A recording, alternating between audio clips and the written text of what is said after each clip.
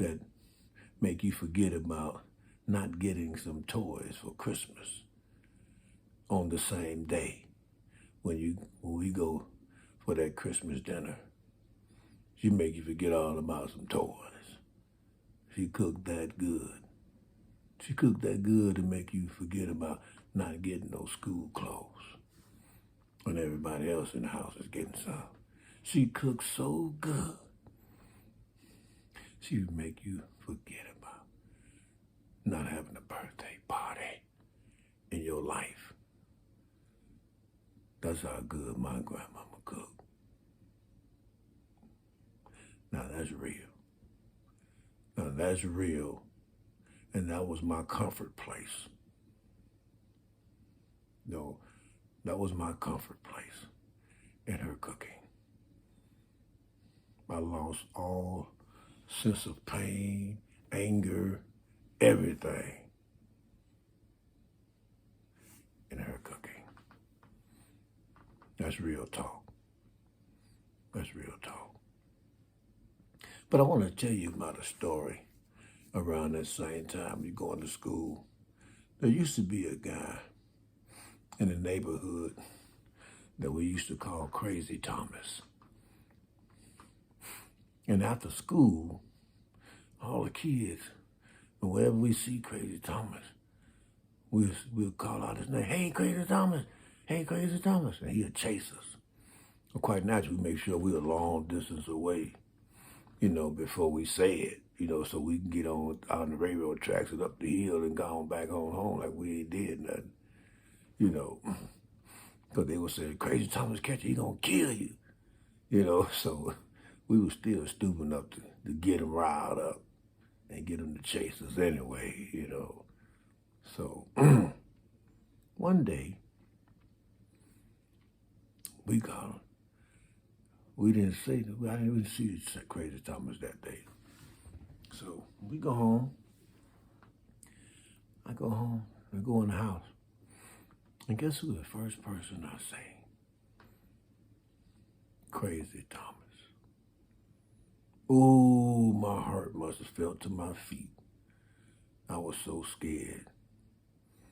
Because I was one of those mischievous kids calling out his name from a far distance. "Hey, Crazy Thomas! Crazy Thomas!" But for some reason, I didn't run or panic, but I felt scared as hell because I didn't know, so he probably remember me, he gonna kill me, But when I calmed down, the more I observed. Oh, he's eating a cookie and some coffee with my grandmother.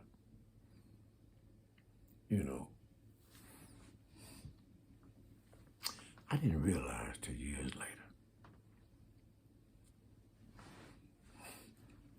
With that cookie and that cup of coffee, my grandmother was putting down an insurance policy, paying on an insurance policy for her grandkids to Crazy Thomas not to hurt her kids. They just kids, Thomas. I'm imagining she would say, "They're just children, Thomas. These are my children. These are my grandkids. Look at them, remember them. They don't mean you no harm. They good kids. They just playing, But I remember that, how a cup of coffee and a cookie could be an insurance policy on the safety of your child after acting a fool and disrespecting people that could harm them. And I just wanted to share that about my grandmother. She had some great qualities about her. Her action, they wasn't educated people, but their action, as I got older and mature and a little educated myself, I was able to reflect back on it. And man, their action. If you paid attention, you know, if you was mature enough, you can learn a lot from their actions. Like another thing I would say I remember from my grandmother is in the summertime, there was a couple senior women living alone at least once or twice a week in the summer. My grandmother would send me around to their homes and ask them were they okay.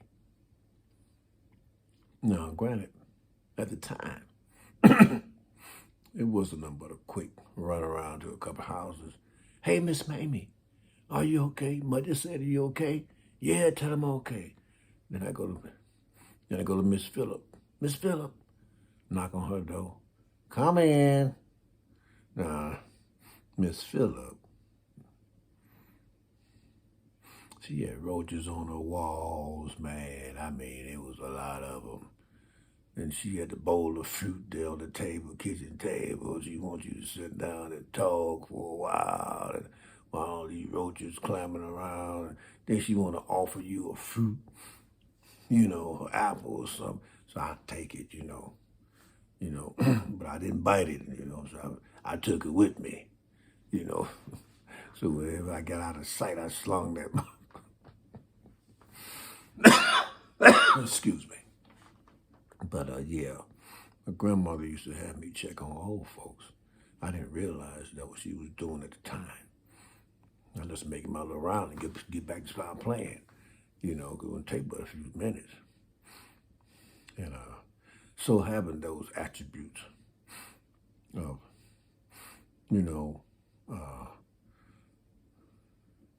looking out for the elder, you know, sharing with the community, you know, because someone always have it worse off than you. You know, I would learn, my grandmother always had some extra for someone else, even though we was dirt poor. So the fact that we had something to give somebody else didn't make us feel like we was doing so bad.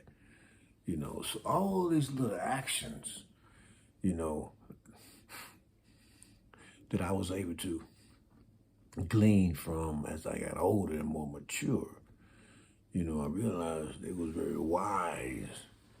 You know, it did the best it can, you know, being impoverished, you know, in a southern city, you know, got a, you know, house full of kids, you trying to survive, and somebody gonna be without. And they just don't have it. They just didn't have the resources to take care of everybody. It's as simple as that. And I know that now, but then going through it, you know, I was damaged by that experience, man. I was damaged by it. All those things that happened to me, it was irreversible for a long time.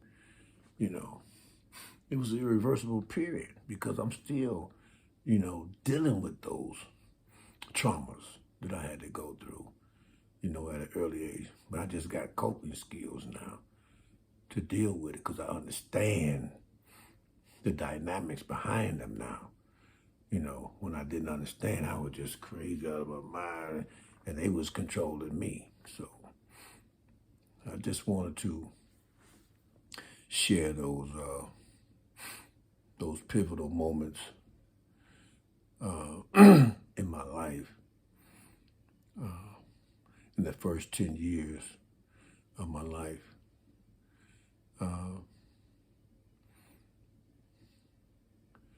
was 10 at 69, so that made me, I was 10 at 69, so the following year after my uncle had passed and this other stuff, being molested by my neighbor and leading up to 69 was a very tumultuous, turbulent time for me through the eyes of a child. Very turbulent, mentally and emotionally, you know. Ooh, devastating. So I would conclude that first decade here. I'm quite sure, there's probably some things that I could have mentioned, but I'm trying to just focus on, you know, the core things that I felt that was impactful on my life. Because what I just described to you really set the tone for the rest of my life. It's still impacting me today, mentally and emotionally. I'm still affected by all of those traumas that happened to me so long ago. They never go away, but it's how you cope with them. You got to acquire some counseling, to get some coping skills, take some classes or something, to get the coping skills you need to deal with these demons that has creeped up inside of you, your consciousness and your psychic and your emotions, your feelings. And you have to be able to confront, these early traumatic experiences. You got to go back and confront them in order to move forward in your life. And sometimes I know it's scary and hurtful and it's painful to do that, to revisit those things. Hopefully you got someone that's been there like you, has been through similar experiences, but who has overcome, like myself, who can take you down there, and bring you back.